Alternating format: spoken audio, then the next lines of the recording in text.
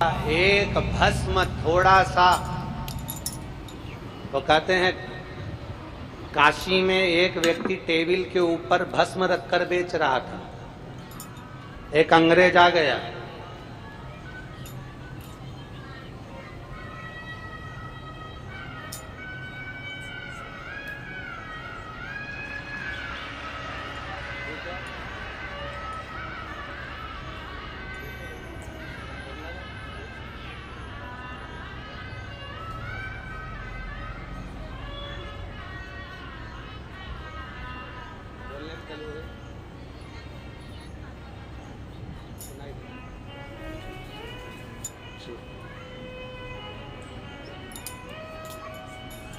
इनके बेटे की बेटी है जो घर पर है अभी, उसको लेकर नहीं आई हैं और बोलने में भी तकलीफ थी और सुनने में भी तकलीफ थी। सुनाई तो देना चालू हो गया और बोलती नहीं थी, तब धीरे धीरे पापा पापा कहना प्रारंभ कर दिया। ये शिव तत्व है।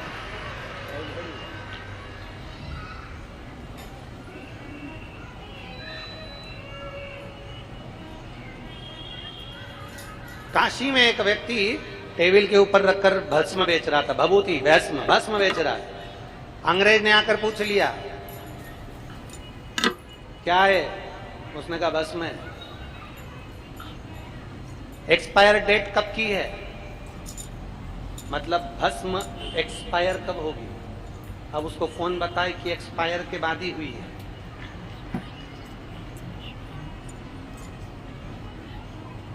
इसकी एक्सपायरी डेट कौन सी है।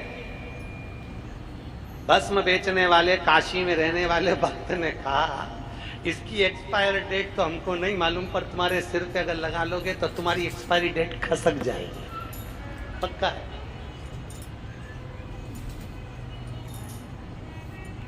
ये हमको तो नहीं मालूम कि इसकी एक्सपायरी कब होगी, पर जो लगा ले। वो त्रिपुंडधारी त्रिशूलधारी त्रिनेत्रधारी महादेव,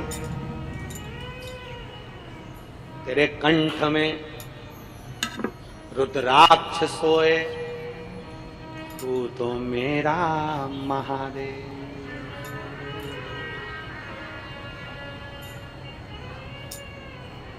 और भोले भंडारी रे दूर करो दुख, हरे त्रिपुरारी दूर करो। भस्म की एक्सपायरी कब की है वो नहीं मालूम, पर भस्म जिसके सिर पर लग जाए, त्रिपुंड जिसके सिर पर लग जाए, जिसके आज वो अभी यहाँ लकड़ी रखी थी, कहाँ चली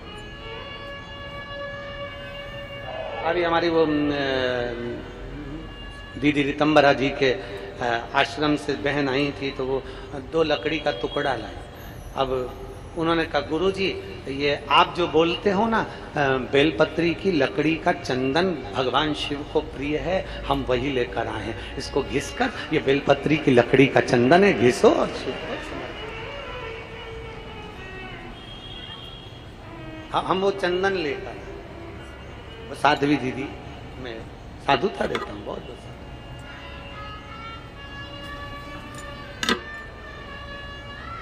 चंदन लगा कर तो देखो, शिव को समर्पित तो करके देखो। जो 1 लोटा जल कभी महादेव को नहीं चढ़ाया ना, वो महादेव की निंदा कर सकता है। जो 1 लोटा जल कभी महादेव को नहीं चढ़ाया, वो महादेव की निंदा सुन सकता है। पर जो महादेव को 1 लोटा जल चढ़ाता है, वो महादेव की अविरल भक्ति में डूबा रहता है, उसे निंदा से मतलब नहीं है। अभी ये कथा पूरी हो जाएगी 15 तारीख को। 18 तारीख को छत्तीसगढ़ में गंडई में, राजनंदगांव के पास में गंडई में छत्तीसगढ़ में दोपहर में 1 बजे से 4 बजे तक शिव महापुराण की कथा चलेगी। उस कथा का नाम हमने दिया है उमा महेश शिव महापुराण की।